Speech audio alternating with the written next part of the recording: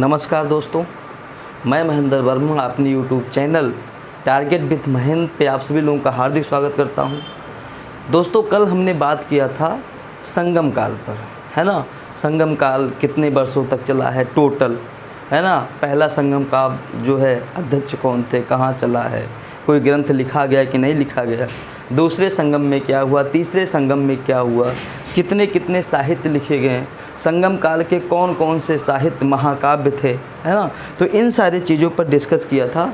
आज हम उसके आगे संगम कालीन राजनैतिक इतिहास को पढ़ेंगे, है ना। तो देखिएगा, हेडिंग डालिएगा दोस्त, संगम, हेडिंग डालिएगा संगम कालीन राजनैतिक इतिहास। संगम कालीन राजनैतिक इतिहास। अच्छा, संगम काल में हमने कितने राज्यों का जिक्र किया था? 3, चोल राज, चेरी राज और पांड्य राज। आज हम इन्हीं तीनों राज्यों के राजाओं के बारे में डिस्कस करने वाले हैं। तो सबसे पहले हम पढ़ेंगे चोल राजवंश को। सबसे पहले हम पढ़ेंगे चोल राजवंश को, है ना। अब चोल राजवंश को हम पढ़ रहे हैं तो सबसे पहली बात आती है कि इसकी राजधानी कौन सी थी। तो इसकी प्रारंभिक राजधानी की अगर बात करें, हम इसकी प्रारंभिक राजधानी की बात करें तो वो थी उत्तरी मनलूर। इसकी उपाधि थी, इसकी पहली प्रारंभिक राजधानी, पहली राजधानी थी उत्तरी मनलूर। और बाद में इसकी राजधानी बनी है उदययूर। बाद में इसकी राजधानी बनी है उदययूर। और आप देखेंगे एक चोल शासक बाद में आएगा जिसका नाम है कारिकाल। तो कारिकाल के समय राजधानी एक बार फिर चेंज हो जाती है और कारिकाल के समय जो राजधानी बनती है उसका नाम है कावेरी पत्तनम। और कावेरी पत्तनम का ही एक और नाम मिलता है और वो नाम मिलता है पुहार। कावेरी पत्तनम का ही एक और नाम मिलता है पुहार, है ना। कावेरी पत्तनम का एक दूसरा नाम मिलता है पुहार। तो अगर कोई आपसे पूछे कि चोल वंश की प्रारंभिक राजधानी क्या थी तो 2 थी, उत्तरी मनलूर और उदययूर। और कारिकाल के समय चोल राजवंश की जो राजधानी बनी है उसका नाम है कावेरी पत्तनम या पुहार, जो कि कावेरी नदी के तट पर स्थित है। अच्छा, अगर हम चोल राजवंश के राज चिन्ह की बात करें तो चोल राजवंश का राज चिन्ह है बाघ या चीता। ये क्वेश्चन बार बार पूछता है कि चोलों का राज चिन्ह था क्या है तो बाघ चीता, चेरों का राज चिन्ह क्या है तो धनुष, पांड्यों का राज चिन्ह क्या है तो मछली। तो यहाँ पर हम पहले चोल शासक की बात करेंगे। जो पहला चोल शासक है उसका नाम है उर्बप हरे इल जेत चिन्ह। उर्बप हरे इल जेत चिन्ह इसका नाम है, उर्बप हरे इल जेत चिन्ह। तो नाम थोड़ा बड़ा है ना, बार बार पढ़ेंगे तो आ जाएगा। उर्बप हरे इल जेत चिन्ह, ये जो है चोल वंश का पहला राजा है, ठीक है। चोल वंश का पहला राजा है ये, ठीक है, पहला राजा है। अच्छा, यहाँ से ये क्वेश्चन पूछेगा उर्बप हरे इल जेत चिन्ह से कि ये क्यों मशहूर था ये। तो आप कह सकते हैं यह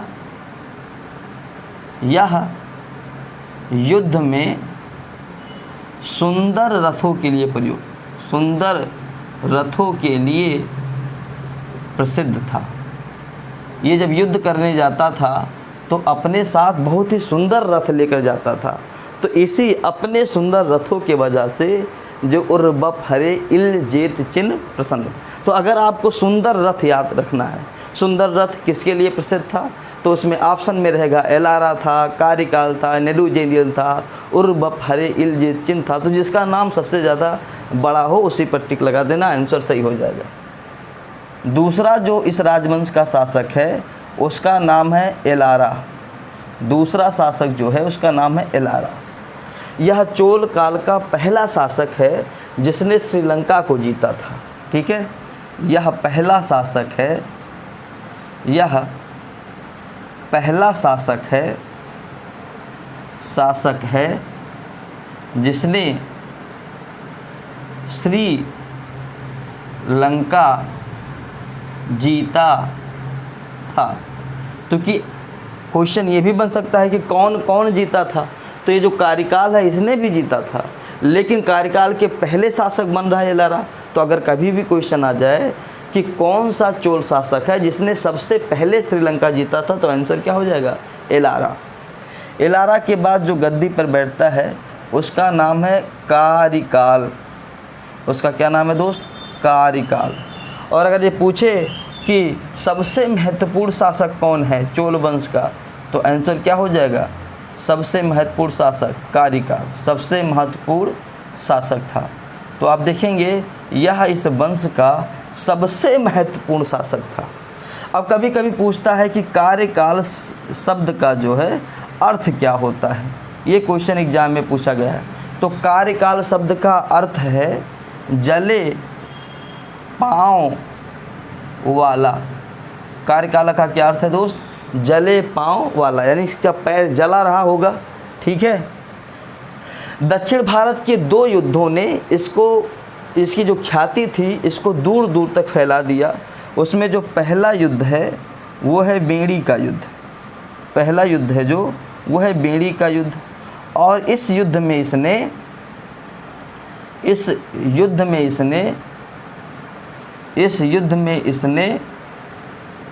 चेर प्लस पांड्य के 11 राजाओं को पराजित किया। 11 राजाओं को पराजित किया। समझ रहे हैं? तो क्वेश्चन पूछता है कि बताइए बेड़ी का युद्ध किसने जीता, तो आंसर क्या हो जाएगा? कारिकाल। और चोल शासक कारिकाल ने किन किन राज्यों के 11 राजाओं को पराजित किया, तो चेरी राज और पांड्य राज के कितने राजाओं को पराजित किया? 11 राजाओं को पराजित किया। दूसरा जो युद्ध इसने किया है वो है वाहे परन दलई का युद्ध। वाहे परन दलई का युद्ध। और इस युद्ध में आप देखेंगे कि इसने 9 छोटे छोटे राजाओं को पराजित किया। 9 छोटे छोटे राजाओं को पराजित किया। तो आप देखिएगा राजाओं को पराजित किया कि कार्यकाल ने 2 युद्ध लड़े हैं। पहला युद्ध है बेड़ी का युद्ध, इसमें चोल चेर राज्यों के 11 राजाओं को पराजित किया। और दूसरा युद्ध लड़ा है वाहे परंदलई का युद्ध, और इस युद्ध में इसने छोटे छोटे जो है 9 राजाओं को पराजित किया है। एक किताब आपने पढ़ा होगा कल, और उस किताब का नाम है शिलापद्यकारम। उस किताब का क्या नाम है दोस्त? शिलापद्यकारम। शिलापद्यकारम के राइटर कौन है? इलांगो अदिगर। शिलापद्यकारम से पता चलता है कि उसने हिमालय तक राज्य विस्तार किया था। कहाँ तक राज्य विस्तार किया था? हिमालय तक राज्य विस्तार किया था। ठीक है दोस्त, तो इसका स्क्रीनशॉट लीजिए, फिर हम आगे बढ़ेंगे।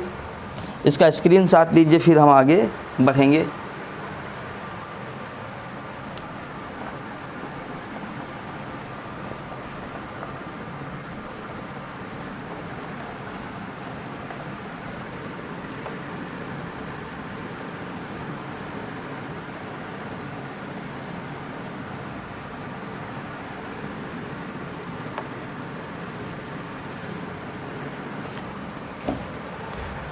अभी मैंने कहा कि एलारा के अलावा भी किसी ने श्रीलंका जीता था, तो यही व्यक्ति है कार्यकाल जिसने श्रीलंका को जीता था। तो आप देखिएगा, इसने श्रीलंका की विजय की थी, इसने श्रीलंका की विजय की थी और 12,000 गुलामों को भारत लाया था। और वहाँ से कितने लोगों को बंदी बनाकर भारत लाया था? 12,000 गुलामों को भारत लाया था। इसने कावेरी नदी के तट पर पुहार या कावेरी पत्तनम नामक नगर बसाया। तो अभी कभी भी क्वेश्चन आ जाए कि दोस्त कि कावेरी नदी के तट पर पुहार या कावेरी पत्तनम नामक नगर किसने बसाया था, तो आंसर हो जाएगा क्या? कार्यकाल हो जाएगा। ठीक है। तथा एक बांध भी बनवाया। आप देखेंगे कि इसने कावेरी नदी के तट पर एक नगर तो बसाया ही है, कावेरी पत्तनम, एक बांध भी बनवाया है ना। इसके अलावा देखिए, इसने खेती को प्रोत्साहन दिया। इसने किसको प्रोत्साहन दिया? खेती को प्रोत्साहन दिया। इसने खेती को प्रोत्साहन दिया। क्योंकि आप देखेंगे, चाहे प्राचीन काल रहा हो, चाहे मध्यकाल रहा हो, चाहे अंग्रेज़ों का टाइम पीरियड रहा हो, राजाओं के आय का जो प्रमुख साधन था वह भू राजस्व था। और भू राजस्व जब तक अच्छी खेती नहीं होगी तब तक अच्छा भू राजस्व नहीं मिलेगा। तो इसीलिए इसने खेती को प्रोत्साहन दिया। तथा जंगली भूमि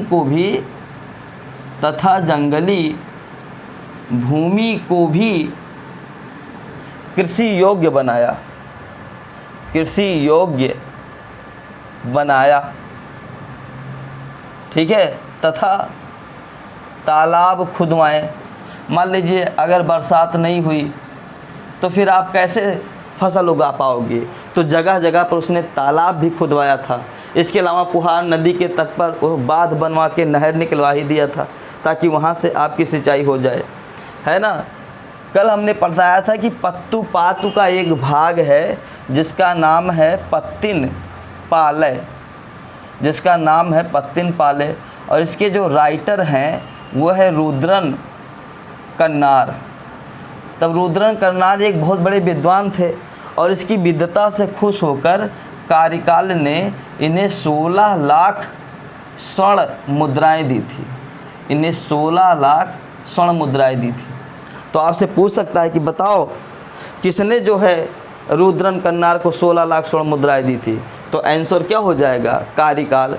किस लिए दी थी? क्योंकि इन्होंने पत्तिन पाले ग्रंथ लिखा था और उसमें ये सारी उसकी विजय, उसके नगर, उसके बांध, उसके तालाब, उसके जंगली भूमि का कृषि योग्य बनाए जाना, इन सारे चीज़ों का उन्होंने डिस्कशन उसमें किया था। इसी से खुश होकर रुद्रन कन्नार को कार्यकाल ने 16 लाख स्वर्ण मुद्राएं प्रदान की थी। ठीक है दोस्त। इसके बाद हम अगला शासक पढ़ेंगे, उसका नाम है पेरू नर किल्ली। उसका नाम है पेरू नर किल्ली। ये अगला शासक है ना। ये चौथा शासक है चोल राजवंश का, पेरू नर किल, ये चौथा शासक है। अगर पूछ ले कि संगम कालीन चोल शासकों में एकमात्र शासक कौन है जिसने अश्वमेध यज्ञ किया था, तो आंसर हो जाएगा पेरू नर किल। ठीक है। यह पहला शासक है इस वंश का जिसने अश्वमेध यज्ञ किया था, यज्ञ किया। बड़ा मोस्ट इम्पॉर्टेंट क्वेश्चन है दोस्त। अगर पूछ ले पौराणिक काल में किसने किया तो मनु ने किया, ऐतिहासिक काल में किसने किया तो आप कह सकते हैं पुष्यमित्र शुंग ने किया, 4 अश्वमेध किसने किया, परवरसेन ने किया, 10 अश्वमेध यज्ञ किसने किया, है ना, तो श्री शांतमूल ने किया, 18 अश्वमेध यज्ञ किसने किया, मयूर शर्मन ने किया, है ना। तो इसी प्रकार से चोल संगमकालीन चोल वंश का पहला शासक कौन था जिसने अश्वमेध यज्ञ किया, तो पेरुनरकिल, है ना, इसने अश्वमेध यज्ञ किया था। 5वां शासक जो है उसका नाम है सेन गणान, उसका नाम है सेन गणान। इसके बारे में यह कहावत प्रचलित थी, ठीक है, कि यह पूर्व जन्म में मकड़ा था, यह पूर्व जन्म में जो है मकड़ा था, यह पूर्व जन्म में मकड़ा था। मकड़ा वही जो जाली बनाते हैं ना, वही मकड़ा है ना, ऐसा कहावत था। ऐसी कहानी लोग मनगढ़ंत बना लिए रहे होंगे कि सेन गणन जो है, गणान जो है पूर्व जन्म में क्या था, मकड़ा था। अब बात ये आती है कि दक्षिण भारत में सबसे पहले शैव मंदिर बनवाने का काम किसने किया है। जैसे उत्तर भारत में सबसे पहले मंदिर चाहे शैव हो चाहे कोई और हो गुप्त काल में बने हैं। हालांकि शिव पूजा जो है आप हड़प्पा काल से ही देखने को पा रहे, लेकिन मंदिर गुप्त काल में मिले हैं। तो ये पूछ रहा है कि दक्षिण भारत में सबसे पहले शैव मंदिर किसने बनवाया, तो ये देखिए इसने सबसे पहले या ऐसे कह सकते हैं कि दक्षिण भारत में इसने सबसे पहले शैव मंदिर बनवाया। तो कभी भी क्वेश्चन आ जाए कि दक्षिण भारत में सबसे पहले शैव मंदिर बनवाने का काम किसने किया है, तो आंसर क्या हो जाएगा, सेन गणान। सेन गणान पूर्व जन्म में क्या था, तो मकड़ा था, है ना। स्क्रीनशॉट लीजिए। चोल वंश का जो है इतिहास समाप्त हुआ। अब हम चेर राजवंश को पढ़ेंगे। स्क्रीनशॉट लीजिए दोस्त, अब हम चेरी राजवंश को पढ़ेंगे।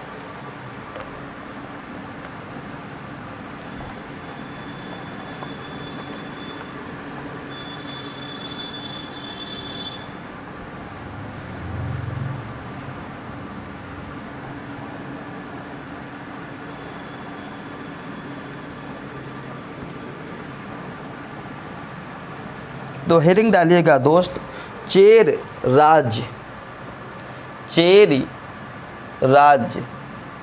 अगर चेरी राज्य की बात करें कहाँ स्थित था, तो केरल में स्थित था। आज का जो केरल है संगम काल में वहाँ चेरी राजवंश जो है स्थित था। अच्छा, चेरी राजवंश के अगर प्रारंभिक राजधानी की बात करें, अगर प्रारंभिक राजधानी की बात करें तो इसकी प्रारंभिक राजधानी थी वाज्य, या इसकी प्रारंभिक राजधानी थी वाज्य या कारुयूर। इसकी प्रारंभिक राजधानी थी वाज्य या कारुयूर। बाद में राजधानी क्या बनी है, बाद में राजधानी क्या बनी है, तो बाद की राजधानी है इसकी तोंडी। बाद की राजधानी इसकी क्या है, तोंडी है। अगर चेर राज चिन्ह की बात करें कि इसका राज चिन्ह क्या था, तो इसका राज चिन्ह धनुष था। इसका राज चिन्ह क्या था, धनुष था। ठीक है दोस्त, चेर राजवंश कहाँ पर पनपा है, केरल में। चेर राजवंश की प्रारंभिक राजधानी कौन थी, बाज या कारुयूर। बाद में राजधानी क्या बनाई गई है, तोंडी। चेर राजवंश का चिन्ह क्या था, तो धनुष था। अगर ये पूछ ले कि किसके सिक्कों पर धनुष का भी अंकन है, बाघ का भी अंकन है ना, और क्या कहते हैं कि मछली का भी अंकन है, तो आंसर क्या हो जाएगा, चोल शासक, विजयालय वंश का चोल शासक राजेंद्र प्रथम हो जाएगा। तो यहाँ पर चेर राज का जो राज चिन्ह था वो धनुष था। अब बात आते हैं चेर राजवंश का पहला शासक कौन था, तो पहला शासक जोन है उसका नाम है उदयन जेरल। उसका नाम है उदयन जेरल।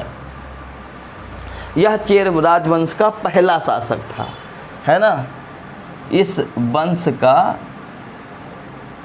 पहला शासक था। अच्छा, किस लिए यह विख्यात है ये भी जान लीजिए। कुरुक्षेत्र के युद्ध में, कुरुक्षेत्र के युद्ध में, कुरुक्षेत्र कहाँ पड़ता है? हरियाणा। महाभारत का युद्ध कहाँ लड़ गया है? कुरुक्षेत्र। तो कुरुक्षेत्र के युद्ध में लड़ने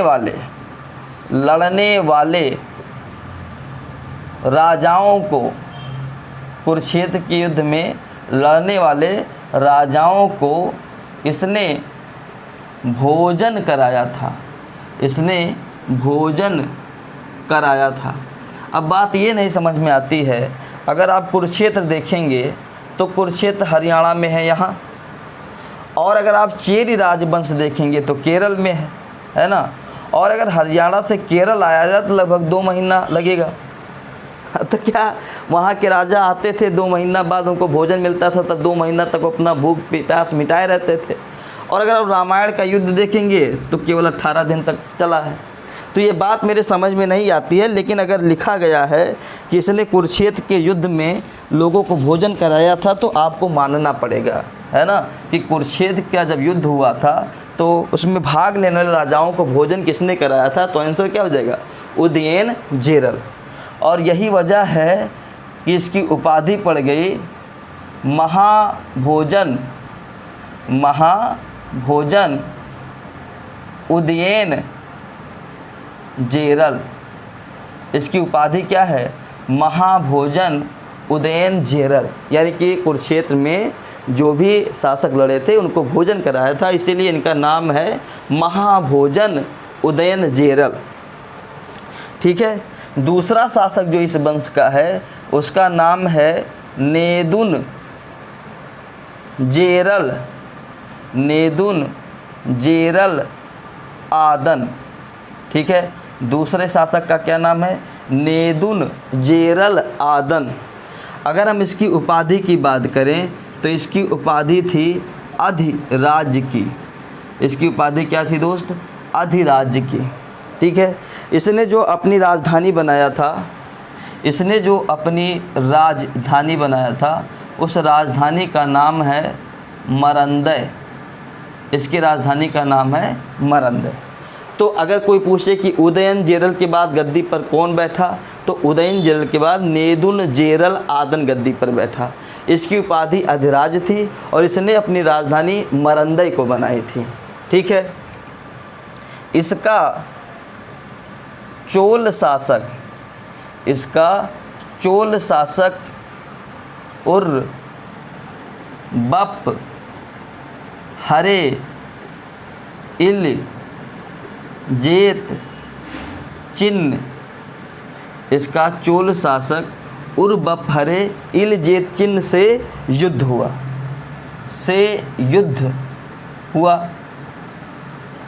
और इस युद्ध में जो है नेदुन जेरल आदन भी मारा गया और उर्बप हरे इल जेत चिन्ह भी मारा गया, और युद्ध हुआ और दोनों मारे गए,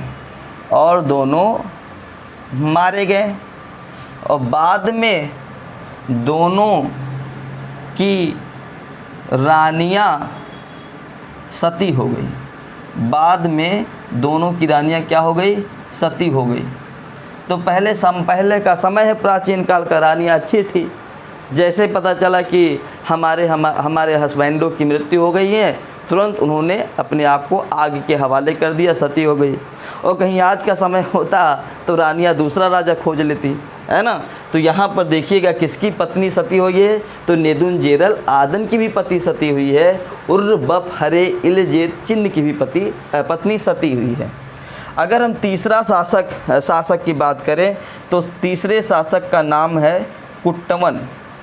तीसरे शासक का नाम है कुट्टमन, और इसकी भी उपाधि वही थी, इसकी भी उपाधि वही थी, अधिराज की उपाधि। इसकी भी उपाधि वही थी, अधिराज की उपाधि इसकी भी थी, है ना। और आप देखेंगे कि इसने काम क्या किया है? इसने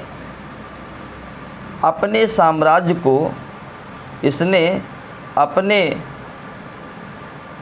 साम्राज्य को 2 समुद्रों के बीच फैला दिया। अपने साम्राज्य को 2 समुद्रों के बीच फैला दिया। अब इसका मतलब ये नहीं है कि कुट्टवन ने बहुत बड़ी विजय हासिल की थी, है ना, 2 साम्राज्यों के बीच अपने जो है इस राज्यों को अपना देता। अगर मैं यहाँ छोटा सा भारत का मैप बना दूँ तो आप देखिएगा ये चेर राजवंश केरल में पड़ता है, और चेर इधर आप देखेंगे तो अरब सागर है, और इधर आप देखेंगे हिंद महासागर है, और इधर बंगाल की खाड़ी है। तो इसने अरब सागर से बंगाल की खाड़ी तक अपने साम्राज्य को फैला दिया था। पूरे भारत को नहीं जीता था, लेकिन समुद्र तो है ही। तो यहाँ पर क्या कहा जा सकता है कि इसने अपने साम्राज्य को 2 समुद्रों के बीच तक फैलाया, मतलब यहाँ से लेकर यहाँ तक इसने शासन किया। और इसके अलावा आप देखिएगा इसने कोंगू का युद्ध किया था, कोंगू का युद्ध किया था, और इसमें इसको क्या मिली थी, सफलता मिली थी। तो क्वेश्चन पूछ सकता है कि कोंगू का युद्ध किसने किया था, कुट्टवन ने किया था, और कोंगू के युद्ध में विजय के बाद ही इसकी साम्राज्य जो है अरब सागर से बंगाल की खाड़ी तक फैला है। मगर आप देख रहे हैं कितनी दूर में फैला है, बस उतना ही इसका साम्राज्य था। ठीक है दोस्त, आगे बढ़ते हैं, इसका स्क्रीनशॉट ले लीजिए।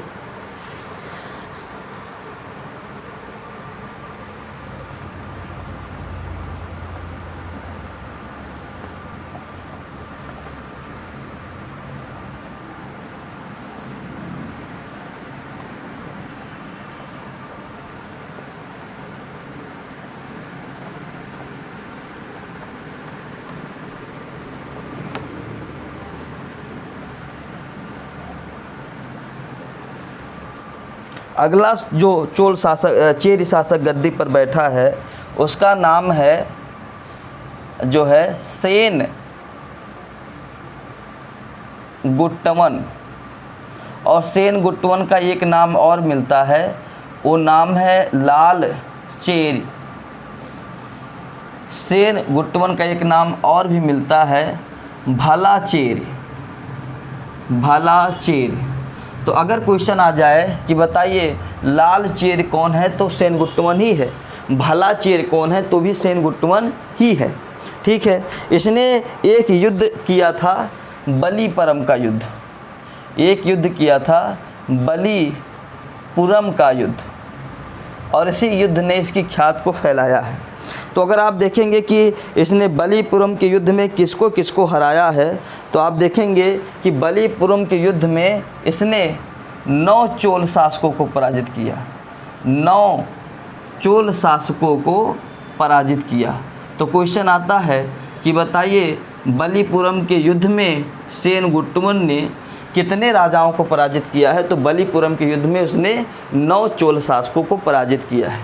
यही नहीं, इसने उत्तर भारत में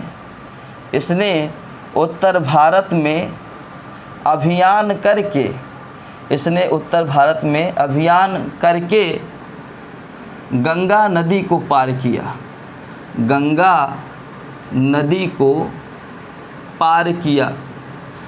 तो गंगा नदी उत्तर भारत में बैठी है, तो इसने गंगा नदी को पार किया, तो इसकी एक उपाधि मिल गई, इसको एक उपाधि मिल गई, और उस उपाधि का नाम है समुद्र को पीछे हटाने वाला, समुद्र को पीछे हटाने वाला। तो अगर कभी भी आपसे पूछ ले कि बताइए समुद्र को पीछे हटाने वाला की उपाधि किसे प्रदान की गई है, तो आंसर क्या हो जाएगा, लाल चेर, भला चेर या सेन गुट्टवन। ठीक है, इसके अलावा आप देखेंगे हमने जब आपको पढ़ाया था महाकाव्य, तो एक नायिका हमने बताई थी, उस नायिका का नाम है कणगी, उस नायिका का क्या नाम है, कणगी। इसने अपने पति को पायल दिया था बेचने के लिए, और पांडराज का जो राजा था नेडुजेलियन, उसके पत्नी का भी पायल गायब हो गया था, तो जो है कोवलन को मृत्युदंड की सज़ा सुना के दी गई थी, और जो कणगी है ये सती हो गई थी। तो कणगी को बाद में देवी मानकर पूजा प्रारंभ हो गया देवी मानकर। और इस पूजा को कहा जाता है पत्तिन पूजा या पत्नी पूजा कहा जाता है, यह पत्नी पूजा कहा जाता है। और माना जाता है कि दक्षिण भारत में पत्तिन पूजा या पत्नी पूजा प्रारंभ करने का श्रेय इसी को है। ठीक है, दक्षिण भारत में। तो यहाँ से कितने क्वेश्चन हो सकता है। बलिपुरम का युद्ध में कौन विजय हासिल किया? सेनगुट्टवन। किन लोगों को हराया? 9 चोल शासकों को हराया। ठीक है। संगम काल का कौन सा चेरी राजा है जिसने गंगा नदी को पार किया? तो सेनगुट्टवन। उसने उपाधि फिर क्या धारण की? समुद्र को पिछड़े हटाने वाला। दक्षिण भारत में पत्तिन पूजा को श्रेय शुरू करने का श्रेय किसे दिया जाता है? तो सेनगुट्टवन को। इस वंश का जो अंतिम शासक था उसका नाम है पेरुनजेरल। इसका नाम है पेरुनजेरल। पेरुनजेरल जो है यह कार्यकाल के समकालीन है। या किसके समकालीन है? कार्यकाल के समकालीन है। यह किसके समकालीन है? कार्यकाल के समकालीन है। ठीक है। और यह कार्यकाल से पराजित हो गया था। यह कार्यकाल से पराजित हो गया था। कार्यकाल ने एक युद्ध लड़ा है ना, बेड़ी का युद्ध। बेड़ी के युद्ध में ये भी शामिल था और यह पराजित हो गया था। तो पराजित हो गया है तथा बाद में आत्महत्या कर लिया था। तो अगर कोई आपसे पूछ ले कि बताइए पेरुनजेरल किसके समकालीन था, तो आंसर क्या हो जाएगा? कार्यकाल।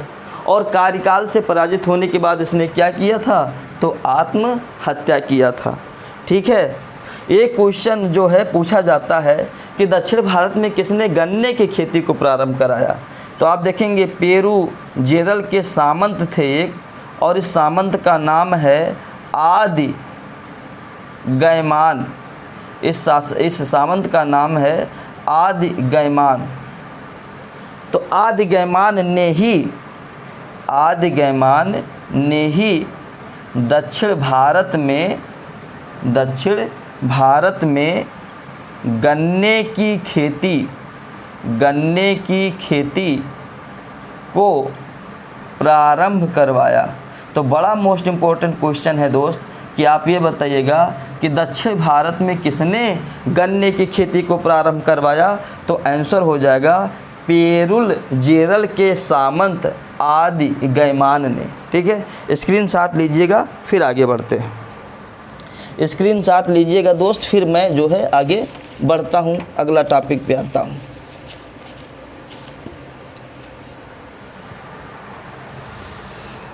मिटा देते हैं दोस्त। हमने संगम काल के 2 राजवंशों को पढ़ लिया। चोल राजवंश को पढ़ लिया और चेर राजवंश को पढ़ लिया। अब हम दक्षिण भारत के तीसरे राजवंश को पढ़ेंगे, और तीसरा राजवंश जो है उसका नाम है पांड्य राजवंश। तीसरा राजवंश जो है उसका नाम है पांड्य राजवंश, है ना। तो हेडिंग डालिएगा दोस्त, पांड्य राजवंश।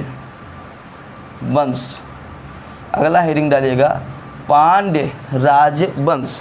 और अगर हम बात करें कि इसकी राजधानी क्या थी, तो इसकी राजधानी थी प्रारंभिक राजधानी। अगर हम इसके प्रारंभिक राजधानी की बात करें तो इसकी प्रारंभिक राजधानी थी कोरकई। ठीक है। अगर हम बाद की राजधानी की बात करें तो इसकी बाद की जो राजधानी बनी है उसका नाम है मदुरा। और तीनों संगम जो हुआ है वो मदुरा में ही हुआ है, पांड्य राज की राजधानी में हुआ है। तो पांड्य राज का प्रारंभिक राजधानी क्या है? कोरकई। और बाद की राजधानी क्या है? मदुरा। अगर पांड्य राज का राज चिन्ह पूछ लिया जाए कि इसका राज चिन्ह क्या था, तो इसका राज चिन्ह था मछली। इसका राज चिन्ह क्या था दोस्त? मछली। और अगर पहले शासक की बात किया जाए तो इसका पहला शासक है नेडियोन। इसका पहला शासक है दोस्त नेडियोन। अब सबसे पहले नेडियोन का अर्थ जानते हैं कि नेडियोन शब्द का अर्थ क्या होता है। तो नेडुओन का अर्थ होता है लंबे कद वाला, एक ऐसा व्यक्ति जो काफ़ी लंबा हो, कद काठी में 7 फुट 8 फुट का हो, तो नेडियोन का अर्थ होता है लंबे कद वाला। अब क्वेश्चन आता है कि दक्षिण भारत में समुद्र पूजा किसने प्रारंभ करवाया? दक्षिण भारत में समुद्र पूजा किसने शुरू करवाया? तो दक्षिण भारत में समुद्र पूजा की प्रथा को शुरू करने वाला शासक कौन है? नेडुओन। ठीक है, समुद्र पूजा इसी ने प्रारंभ करवाया। ठीक है, तो दक्षिण भारत में समुद्र की भी पूजा होती थी और इस समुद्र पूजा को प्रारंभ करवाने वाला शासक कौन है? पांड्य वंश का पहला शासक जिसका नाम है नेडियोन, और नेडुओन का अर्थ है लंबे कद वाला व्यक्ति। दूसरा जो शासक है उसका नाम है पल सालई, पल सालई कुद, पल सालई मुद कुडमी, मुद कुडमी, ये नाम थोड़ा सा, पल सालई, पल सालई मुद कुडमी, 2 बार बोलेंगे तो याद आ जाएगा। पल सालई मुद कुडमी, यह जो है दूसरा शासक है। लेकिन अगर ऐतिहासिक दृष्टिकोण से देखा जाए, ऐतिहासिक दृष्टिकोण से, अगर ऐतिहासिक दृष्टिकोण से हम देखते हैं, ऐतिहासिक दृष्टिकोण से यह प्रथम पांड्य शासक था, पांड्य शासक था। यानी कि जो है प्रथम पांड्य शासक तो हमने नेडियोन, लेकिन ऐतिहासिक दृष्टिकोण से नहीं, यह साहित्यिक दृष्टिकोण से है ना। लेकिन अगर ऐतिहासिक दृष्टिकोण से देखा जाए तो पलसालई मुदकुडमी पहला शासक था। पलसालई का मतलब क्या होता है? पलसालई का मतलब क्या होता है? पलसालई का अर्थ होता है अनेक यज्ञ शालाएं बनवाने वाला। पलसाले का मतलब क्या होता है? अनेक यज्ञशालाएं बनवाने वाला। यानी कि पलसालई मुदकुडमी ने अनेक यज्ञशाले करवाए थे। वैदिक यज्ञ है ना, वैदिक का वैदिक काल पढ़ेंगे उसमें यज्ञ होता था, उसी प्रकार से इसने भी अनेक यज्ञ करवाए थे। और इस वंश का जो अंतिम शासक है उसका नाम है नेडुजेलियन। इसका नाम है दोस्त नेडुजेलियन, और यह पांड्य वंश का सबसे प्रतापी शासक था। यह पांड्य वंश का सबसे प्रतापी शासक था। तो अगर पूछ ले कि पांड्य वंश का सबसे प्रतापी शासक कौन था, तो आंसर क्या हो जाएगा? नेडुजेलियन था। ठीक है, इसने एक युद्ध लड़ा था और उस युद्ध का नाम है तलैया लागनम का युद्ध, तलैया लागनम का युद्ध। और आप देखेंगे कि तलैया लागनम के युद्ध में इसने चोल प्लस चेर सहित, चोल प्लस चेर सहित 5 सामंतों को पराजित किया था। इसने चोल और चेर सहित 5 सामंतों को पराजित किया था। मतलब चोल राजा भी थे, चेरी राजा भी थे और उनके 5 सामंत थे। इन सभी लोगों को उसने जो है तलैया लागनम के युद्ध में क्या किया है? पराजित किया है। और इसने एक उपाधि धारण की है और उपाधि का भी नाम क्या है? तलैया लागनम उपाधि, तलैया लागनम उपाधि। यानी कि तलैया लागनम के युद्ध को जीतने वाला की उपाधि इसने धारण किया है। ठीक है, एक किताब है और इस किताब का नाम है, एक किताब है, उस किताब का नाम है मदुरै कांची। इस किताब का नाम है मदुरै कांची। और जब इस किताब को पढ़ेंगे तो इसमें नेडुजेलियन के उपलब्धियों का वर्णन है। नेदुजेलियन ने अपने जीवन में क्या क्या किया है, आपको एक किताब पढ़ना पड़ेगा। उस किताब का नाम है मधुरै कांच। और जब आप इस किताब को पढ़ेंगे तो नेदुजेलियन की जितनी भी उपलब्धियां हैं उसके बारे में आपको जानकारी मिल जाएगी। मैंने शिलापतिकारम में एक कहानी बताया था और उस कहानी का जो हीरो था, है ना, उसका नाम था कोवलन। कोवलन प्रारंभ में एक वेश्या से प्यार करता है। उस वेश्या का नाम क्या है? माधवी। और बाद में जब माधवी इसको भिखारी बना देती है तो यह कावेरी पट्टनम से कहाँ चला आता है? मदुरा। और जब मदुरा आता है तो कोवलन की जो पत्नी थी कणगी, वह कोवलन को जो है एक पायल देती है बेचने के लिए। और जब यह पायल बेचने जा रहा था तभी नेदुजेलियन के सिपाही इसको गिरफ्तार कर लेते हैं और नेदुजेलियन के पास जाते हैं। चूँकि नेदुजेलियन की पत्नी का भी पायल गायब हो जाता है, तो नेदुजेलियन के पत्नी का पायल कणगी के पायल के बिल्कुल हूबहू था, वैसे ही था। तो नेदुजेलियन बड़ा क्रोधित हुआ कोवलन के ऊपर, बोला तुम्हारी इतनी औकात कि तुमने मेरी पत्नी का पायल चुरा लिया, तो मृत्यु दंड दे दिया। और बाद में कणगी ने अपने पति को जो है निर्दोष साबित कर दिया। तो इससे जो है नेदुजेलियन को बड़ा तकलीफ़ हुआ और सिंहासन पर ही इसकी क्या हो गई? मृत्यु हो गई। सिंहासन पर ही इसकी मृत्यु हो गई। तो आप देखेंगे ये था आज का जो है इतिहास। चोल राजवंश के बारे में हमने पढ़ा, चेरी राजवंश के बारे में हमने पढ़ा और पांड्य राजवंश के जो प्रमुख शासक थे उसके बारे में पढ़ा। अगला टॉपिक हम शीघ्र ही लेकर आएंगे दोस्तों। तब तक के लिए धन्यवाद। Thank you so much. जय हिंद।